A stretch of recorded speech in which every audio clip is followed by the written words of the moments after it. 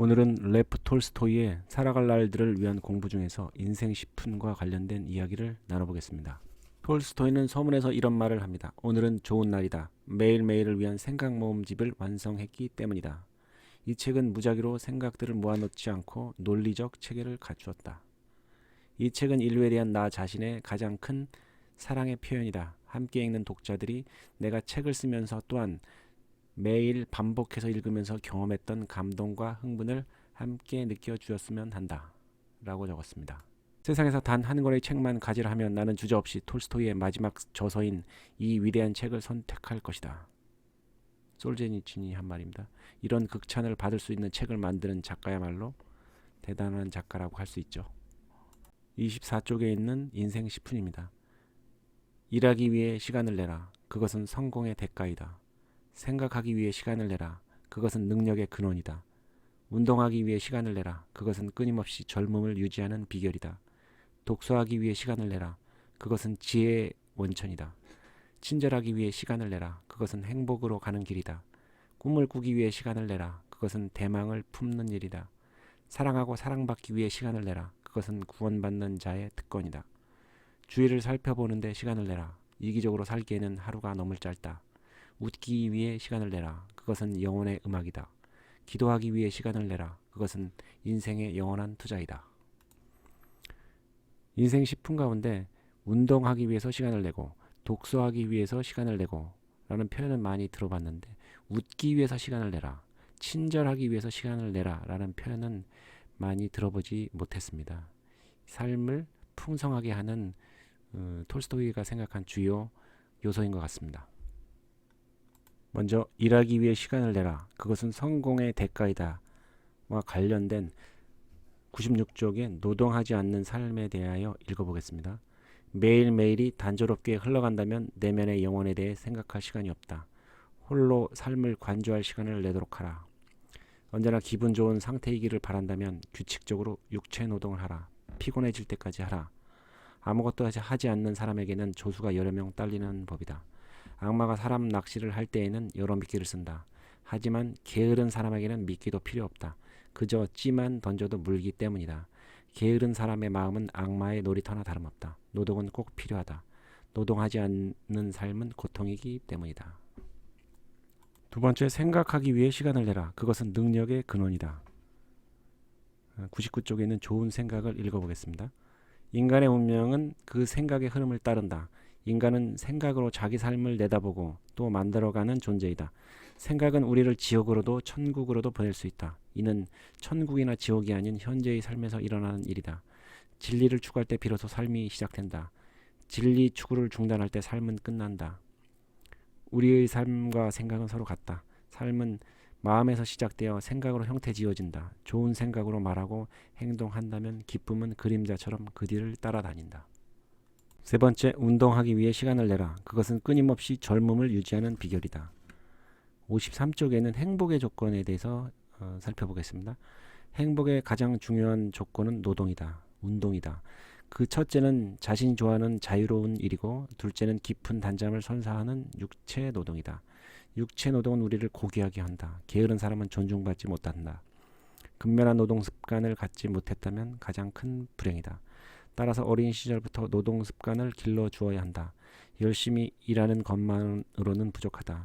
어떤 일을 하는가가 그에 못지않게 중요하다. 자연은 휴식하지 않는다. 그리고 모든 나태함에 벌을 내린다. 네 번째, 독서하기 위해 시간을 내라. 그것은 지혜의 원천이다. 72쪽의 진리편을 읽어보겠습니다. 우리는 인생에서 무엇이 가장 중요한지 가르쳐주는 여러 스승을 만난다. 공부는 학자가 되기 위해서가 아니라 더 나은 삶을 살기 위해 하는 것이다. 나쁜 책은 아무리 조금 읽어도 해롭다. 좋은 책은 아무리 많이 읽어도 부족하다. 나쁜 책은 정신의 독약이나 다름없다. 여러분은 좋은 책을 많이 읽으시기 바랍니다. 다섯 번째, 친절하기 위해 시간을 내라. 그것은 행복으로 가는 길이다. 27쪽의 친절에 대해서 읽어보겠습니다. 친절은 세상을 아름답게 한다. 모든 비난을 해결한다. 얽힌 것을 풀어헤치고 곤란한 일을 수월하게 하고 암담한 것을 즐거움으로 바꾼다. 여섯 번째, 꿈을 꾸기 위해 시간을 내라. 그것은 대망을 품는 일이다. 179쪽의 생애 과제에 대해서 읽어보겠습니다. 행복한 삶, 영원한 삶은 우리 인생의 과제이다. 우리 인생의 꿈이죠. 현명한 사람은 세상의 지위에 연연하지 않는다. 삶의 의미는 긴지 짧은지, 고통스러운지 아닌지로 결정되지 않는다. 삶의 의미는 영적 완성을 위한 노력에 있으며 이러한 노력은 언제나 가능하다. 7번째, 사랑하고 사랑받기 위해 시간을 내라. 그것은 구원받은 자의 특권이다. 180쪽의 사랑의 습관을 읽어보겠습니다. 사랑이라는 습관에 빠져라. 그러면 삶은 더 큰 기쁨과 행복으로 가득 찰 것이다. 제대로 살고 있다면 사람들이 칭찬하든 비난하든 혹은 사랑해주기를 그치든 상관없게 된다. 어떻든 선하고 친절한 이는 우리를 사랑할 것이고 악한 이는 더 이상 우리를 미워하거나 해치지 않을 것이다. 최고의 선은 사랑받을 때 느낄 수 있다. 하지만 어떻게 하면 사랑받을 수 있을까? 궁리에서는 사랑을 얻을 수 없다. 유일한 방법은 삶의 법과 신의 뜻을 지키고 영적 완성을 위해 노력하는 것이다. 8번째, 주위를 살펴보는데 시간을 내라. 이기적으로 살기에는 하루가 너무 짧다. 164쪽에 얼마나 사랑했는가를 읽어보겠습니다. 형제를 미워한다면 자신을 미워하는 셈이다.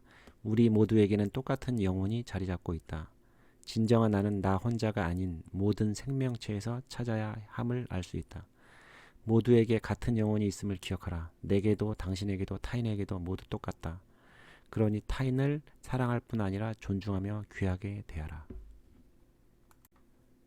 9번째, 웃기 위해 시간을 내라. 그것은 영혼의 음악이다. 32쪽에 아이에게 배우라를 읽어보겠습니다.